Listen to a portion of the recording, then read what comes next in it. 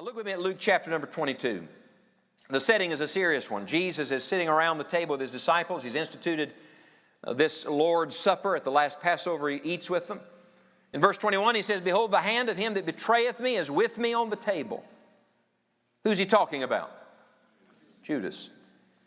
"And truly the Son of Man goeth as it was determined. But woe unto that man by whom he's betrayed." Pretty serious stuff, isn't it? "And they began to inquire among themselves which of them it was that should do this thing." Would you underline that? Which of them? In one of the other accounts, we read the recorded words that they said, "Lord, is it I?" With a little imagination, you can see them lounging around that table, sitting around that table in the Eastern custom, and around the table they go in a big circle. "Is it me? Lord, you're not talking about me, are you?" Maybe one of them said, "Is it him?" But whoever they pointed to, it wasn't Judas. He was the last one anybody thought. He was the most trusted, it seemed, among them. Now, that's the very one it was. And then in the midst of that setting, we read this verse.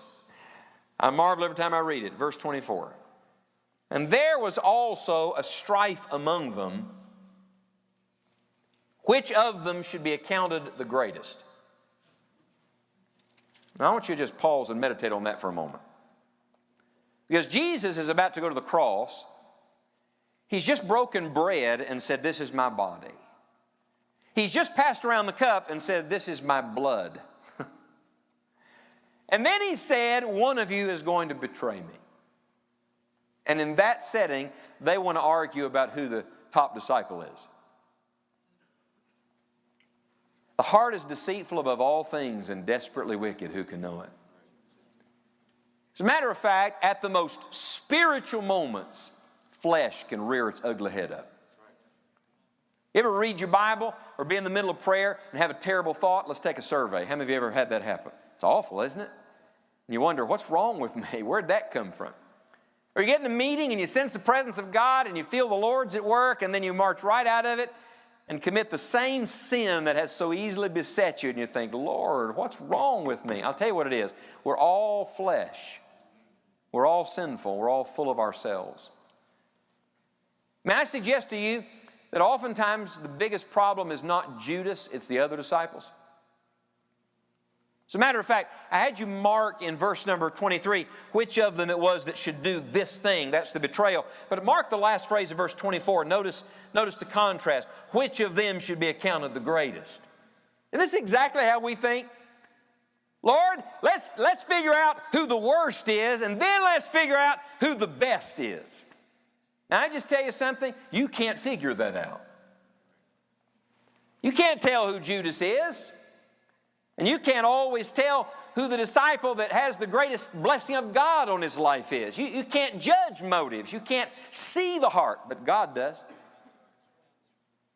It's interesting, but in the parallel accounts in the other gospel records, the Bible says that much of this discussion came about because James and John and their mother got in on the discussion in another context about who could sit on the right hand of Jesus, who could sit on the left hand of Jesus. And here's the thing, everybody wants to complain about Judas. But what about James and John? You may say, "There's no Judas in me." I hope there's not. I hope you've trusted Jesus as your Savior, and you know for a fact if you had died today, you'd go to be with God forever, and Christ lives in you. I hope He's real to you, and this is more than some form you're going through. But if Judas is not in you, I want to ask you this, is James or John in you? Is it possible that there is in you this desire to be seen and to be known and to be loved and to be applauded and to be patted on the back and to be recognized? I tell you, it's not just the Lord Jesus that must go to the cross. We have to. And Christ is on His way to Calvary. You'd think with the cross in view, these men would want to talk about something else. You'd think with the cross in view, their conversation would be different. But the problem was, the cross was in view for Jesus, but not for them. And I want to tell you, the only way to get the mastery and the victory over the self-life is through the cross. And then Jesus gives them one of those powerful lessons. Look at verse 25. And he said unto them, the kings of the Gentiles exercise lordship over them, and they that exercise authority upon them are called benefactors, but ye shall not be so. In other words, this is the way the world talks. That's the way ungodly people think. That's not the way you're supposed to live. He that is greatest among you, let him be as the younger. And he that is chief as he that does serve. For whether is greater, he that sitteth at meat, or he that serveth, is not he that sitteth at meat, but I am among you as he that serveth. And I want you to underline the last phrase in verse 27. He that serveth. Do you know what the word minister means? Somebody say, yeah, the boss. No, that's what we've taken it to mean. We've made the word minister equate with the guy in charge. The guy who speaks and everybody jumps. But when Jesus said minister, it meant servant. As a matter of fact, turn back to the book of Matthew with me for just a moment, to the parallel account in Matthew chapter number 20. And notice how he says it in this record. This is where James and John make their request. And verse 24, when the 10 heard it, they're moved with indignation against the two brethren. By the way, do you know why the others were mad at James and John? Because they had the same thought in their heart. Only by pride cometh contention. And it wasn't just James and John's pride that had the problem. Matter of fact, when you have conflict with somebody, you can't do anything about their pride, but if pride stops on your side, contention ceases. And the problem with these other disciples is they were pretty worked up because how dare James and John ask for that? I deserve that. And Jesus says in verse 25, but Jesus called them unto him and said, ye know that the princes of the Gentiles exercise dominion over them, and they that are great exercise authority upon them. In other words, for them, they measure success by how many people are under them and who they get to be in charge of. Look at verse 26. But it shall not be so among you. But whosoever will be greatest among you, let him be your what? I didn't hear you. Let him be your what? Minister. And whosoever will be chief among you, let him be your what? Servant. Would you circle the word minister in verse 26 and the word servant in verse 27 and connect the two in your Bible? And then the great example.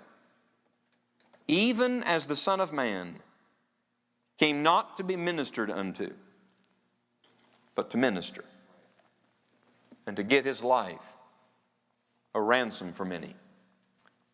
I want to tell you that one of the greatest lessons of ministry is learning what it means to be a minister. Ministry is not you get an office, you get a title, you get a business card, you get a salary, you get benefits. That's not the ministry. God may bless you with some of those things, or frankly, He may put you someplace where you have none of them. But the ministry is about being a minister. I want you to go back in your mind when God called you. The first time God ever dealt with you and led you to do anything related to ministry. You know what I bet? I would say it had something to do with winning people to Christ, serving the Lord. It probably wasn't some huge aspiration to really be something big or accomplish something. Everybody would say, wow, that's amazing. It probably was something in your heart that welled up and you said, I want to make a difference. I want to be a blessing. And somewhere, we get sidetracked from all that. And somewhere, instead of it being a minister, it suddenly becomes about all the peripheral things, all the fringe things. Listen to me, please. That is a distraction of the devil. And it will keep you from being useful in God's kingdom work. You'll never make the difference God called you to make. You'll never do what God created you for. You'll never become what God saved you to become as long as all eyes are on you. We're all selfish creatures, aren't we? Every one of us. And can I just tell you, the ministry doesn't take the selfishness out of you. As a matter of fact, sometimes even our proclaimed spirituality becomes very selfish because we get so consumed with what we have to do that we forget that there are others around us that God is working in and through them as well. And I want you to know when that happens, your eyes are now on you instead of on Jesus. And so I want to give you a list today of some very practical things that you can do to make the most out of this ministry break. Now, they'll apply any day. But I'm going to ask you, by the grace of God, we're going to close with a season of prayer. I'm going to ask you to take these as your prayer list for the next 6 days. And I want you to write them differently. Instead of me just giving them as a declarative statement, do this, don't do this, I want you to begin each one with these words, I will. So every time I give you one, I want you to begin by saying, I will, so that you make it personal and you say, Lord, this is my intention. Here's the first one. Write it down. Number one, I will guard my heart. May I remind you that you can't be a blessing to others if you're not right with the Lord? And there's something between you and God, then immediately there's something between you and those God has given you to minister to. Did you know down times are dangerous times? More people backslide in the summer probably than any other time. People go on vacation and get in trouble. People take a day off and mess up. David stayed home from the battle and committed the greatest sin and the greatest blot of his life. Now, I'm not suggesting you should never take a day off or you should never go home. We're sending you home. But I'm saying to you, it's at those moments in life that you must be most vigilant, because that's when Satan, as a roaring lion, is walking about seeking whom he may devour. Which means you got to guard your eye gate and you got to guard your ear gate, and more than anything, you got to guard your heart. You get out of the routine. Some of you, if you made your top 10 list of what you're going to do, the first 4 would be sleep. I understand that. The next 5 would have something to do with food. I'm certain of that. Well, what I'm telling you is number 1 on your list ought to be this: I'm going to guard my heart. Can I give you a challenge? Come back a stronger Christian than you're leaving. How do you do that? It means even though your routine and your schedule may change, one thing should not change, and that's your walk with God. As a matter of fact, if anything, you ought to be more intent about it over the next few days. Number 1, I will what? Guard my heart. Number 2, I will encourage the pastor. I will encourage the pastor. Now, many of you are going to be with your pastor. That's wonderful. How many of you are going to your home? Good. Well, he's looking forward to seeing you, and you're looking forward to seeing him. That's great. But many of you are going into churches where it's not your pastor. Can I tell you something? You have a ministry. Pastor taught me this years ago, and I've never forgotten it. He said, Scott, if you can encourage the pastor, you encourage everybody else. I've never forgotten that. As a matter of fact, when I've gone into churches, there have been many, many times where I felt like I didn't do a very good job preaching, or I don't think I really connected with those young people, or whatever. But if I left believing in my heart that somehow God had used me to encourage the pastor, I did not feel it was in vain. Can I tell you something about God's order of authority? When you help the leader, you help all of his followers. For example, you're going into youth ministry. If you help parents, you help their children. If you help the teacher, you've helped the students. And if you help the pastor, you've helped the whole church. So what does that look like? Well, let me just get very blunt with you. The first person you ought to seek out when you get to the church on this Lord's Day is the preacher. And shake his hand, give him a smile, and say, I just want you to know I'm home. Just want you to know we're here. We're glad to be here. We're praying for you. And by the way, speak a positive word. Preachers hear enough negative talk. So don't go tell them the one thing that's bad. I can't wait to get to the preacher and tell him about, no. When you get there, you got a little window of opportunity to be a blessing, and you ought to work hard to encourage your pastor. I'll guard my heart. I'll encourage the pastor. Number 3, I'll begin my ministry with my own family. Many of you are going to your own homes. Could I challenge you not to neglect your own family? Some of you have lost family members. This may be the trip where God saves them. Say, you believe that? If I didn't believe that, I wouldn't be here. You believe God hears and answers prayer? You believe God's at work? Absolutely. Then begin with your own family. Some of you have parents that are discouraged and low. Your tendency is going to go home and just get discouraged yourself. No. You ought to go home and say, I'm going to be the encourager. I'm going to let God use me. Some of you have a younger brother or sister, a sibling that's hurting right now, having a hard time trying to make a decision. You know what they need? They need to see an older brother or sister full of faith in God that God could use in their lives. Your greatest ministry will always be the ministry in your own home. The greatest thing I get to do is not be in this chapel or preach a sermon or travel to another church. The greatest thing I get to do is be a father to Morgan and to Lauren and to Grant. And you begin that not when you get children. You begin that now, realizing when you get home, you let God use you to minister to them. How many of you have grandparents still living? Make the most of that.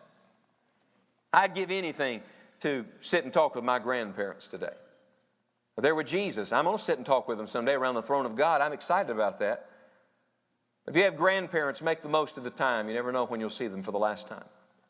But I'll begin my ministry with my own family. Number 4, I will give the gospel. Pastor brought a powerful message on Sunday about the power of the gospel. Can I just tell you that all of your work is a failure if it neglects the gospel? You say, I'm in Christian work. Are you in gospel work?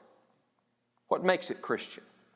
Because if it neglects the death, burial, and resurrection of Jesus, if it doesn't point people to Christ, then it is not God's work. So let's get really practical. Get you a pocket full of gospel tracts before you leave. When you stop at a gas station driving home tomorrow, do you believe you could pull up at the gas pump right next to the very person God wants you to speak to? I believe that. I believe in the providence of God. The Lord's going to let some of you stop at a restaurant tomorrow, and the person that's going to wait on you or serve you is going to be somebody that needs a word about the Lord Jesus. Holistic outreach. But make your work gospel work and see how God uses you. Then write this one down, number 6. I skipped one, didn't I? Please forgive me. Long list. I will set an example. Number 5. I will set an example. We expect you here to be an example of the believers. But look, let me tell you where the real test of that comes in. It comes in at home. You should not return as you left. I'm just going to tell you, the people that sent you here believe God did something in your heart already this semester. And if you go home and you're the same person you were when you left, what you've said to them is it's made no difference. Some of you hung out with the wrong people before you left home. You don't need to go home and get right back into that same trap. Some people make a beeline for the bad friend as soon as they get back in town. You've already texted them, already called them and said, I'll meet you at, listen to me just a second. They ought to see a drastic difference in your life. And the people that are watching you ought to say, it's not Crown College that makes the difference. It's Jesus that makes the difference. And if Christ has become precious to you, then that ought to be evidenced by the way you live your life when you get home. I will set an example. And then this one. I'll ask the Lord for divine appointments. I love divine appointments, those things that you don't schedule but God schedules for you. Ask in faith and God will give them to you. And by the way, once you've asked, look for them. You may find them all along the journey. Why are you going home? Why are you going away this weekend? Let me ask you a different question. Why are some of you staying? Your immediate answer is, I got to work a job. Wrong. That's not why you're staying. You're staying because in the providence of God, the Lord circumstantially orchestrated it so that you can't get home and back, so you're going to be here. You think that's by accident? You think it's all in the hands of man? The lot is cast into the lap, but the whole disposing thereof is of the Lord. I'm telling you that wherever you're going to be this weekend, it's by divine orchestration. That ought to excite you. That ought to thrill you to think, wherever I'm going, God not only knows I'm going there, God has me there. And if I live every moment saying, Lord, use me, Lord, make me a blessing, Lord, give me divine appointments, look, there's no telling what exciting thing God's going to do while you're away. I'll ask Him for divine appointments. Then this, I'll do my ministry as to the Lord. You're not there to show off. You're not there to be seen. You're not there to impress. Several of you are going to preach.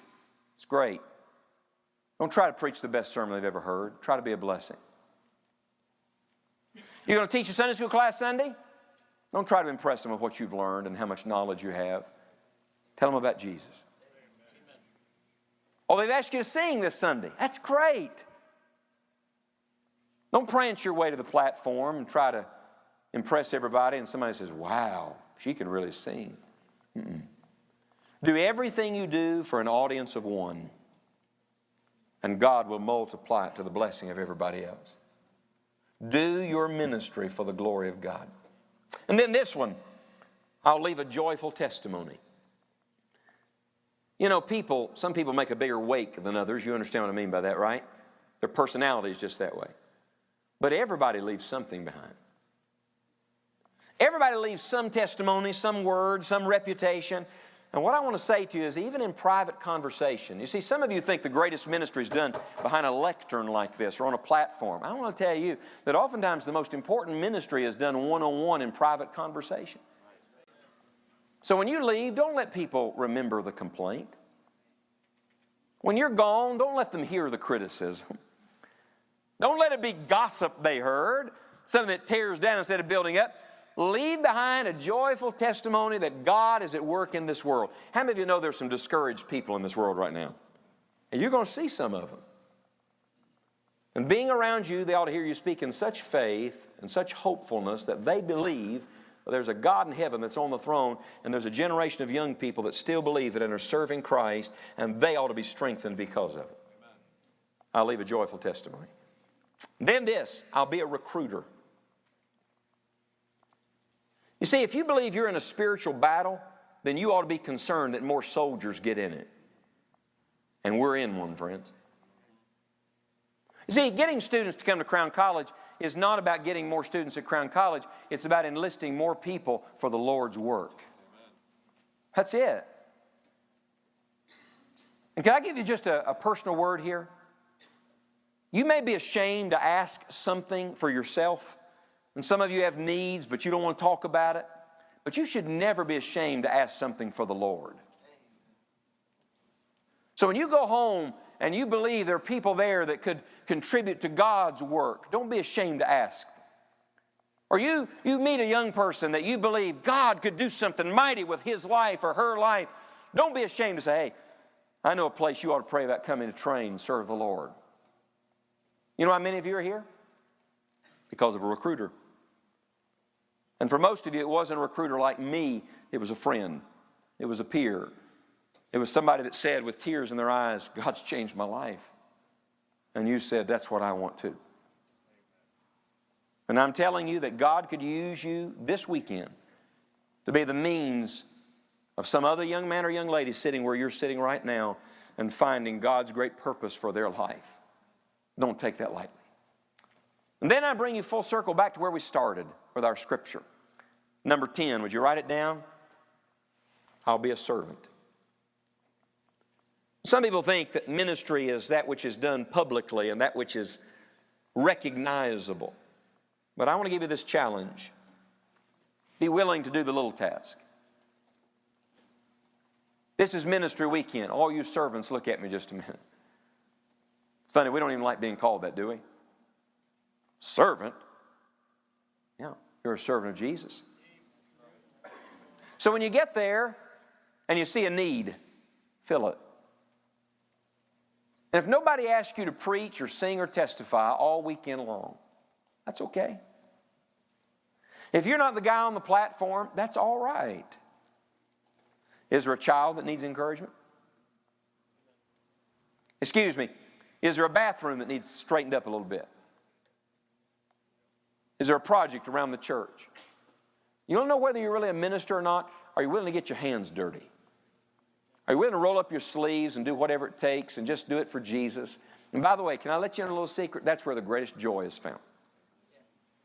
The greatest joy is found in the task that nobody knows you did them. And nobody applauded. But you knew from your heart you did it for Christ alone. And Jesus saw it. Young people, please hear me. There's enough celebrities in the ministry today. God's looking for ministers. You begin this weekend to be one of those.